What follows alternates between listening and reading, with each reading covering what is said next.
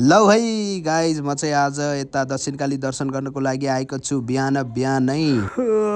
Hello नमस्ते सबैजनालाई, welcome to my पहिलो भ्लग है। म चाहिँ आज दक्षिणकालीको दर्शन गर्ने निर्णय गरेँ, त्यसैले बिहानै उठेर रेडी भएर दुध पिएर अब चाहिँ म निस्किनु आँटेको है। ल गाइज म चाहिँ आइसकेको छु गाडी चढ्ने ठाउँमा, यो सुन्दरा हो है। ल म गाडी चढेँ, तर ओ माई गड कति प्याक भएको गाडी, म त उभिरै जानु पर्ने भयो। फाइनली सिट चाहिँ पाएँ है, सानो भए पनि। ल अब गाडी चाहिँ हिँडिसक्यो यहाँबाट।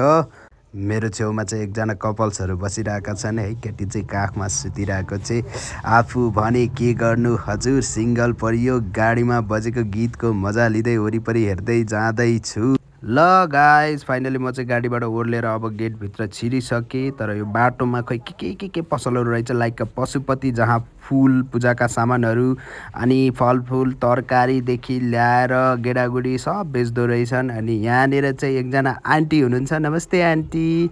उहाँले चाहिँ केही लानुहुन्छ बाबु भन्नुभयो। मैले चाहिँ नाइ म लादिनँ भने, ल केही नलाए पनि फोटो भिडियो खिचेर लानुहोस्, त्यही भए पनि कमसेकम लानु त हुन्छ भन्नुभयो। एकदमै राम्रो आन्टी हुनुहुँदो रहेछ। खै के गेडागुडी फलफुल रहेछ, मैले केही पनि कतिपय त चिनेन पनि।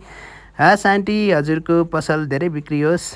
त्यति भन्दै म त्यहाँबाट हिँडेर अब मेन मन्दिर जाने ठाउँमा गइसकेँ, जहाँ चाहिँ श्री दक्षिणकाली माता की जय भनेर लेखेको छ। अब यहाँबाट चाहिँ पूजा गर्नको लागि लाइन बस्नु पर्दो रहेछ है गाइज। म पनि लाइनमा बसिरहेको छु, तर एउटा कुरा, यहाँबाट उता फोटो भिडियो केही खिच्न पनि नमिल्दो रहेछ हौ। ल गाइज फाइनली मैले चाहिँ पूजा गरिसकेँ है, टिका सिका पनि लाएँ। अब चाहिँ फर्किँदैछु, म फर्किसकेँ, अब गाडीतिर जाँदैछु। ल दक्षिणकाली माता की जय भन्दै, अलिअलि भोक पनि लागिरहेको छ। अब रुम गएर केही पकाएर खानुपर्छ। By by.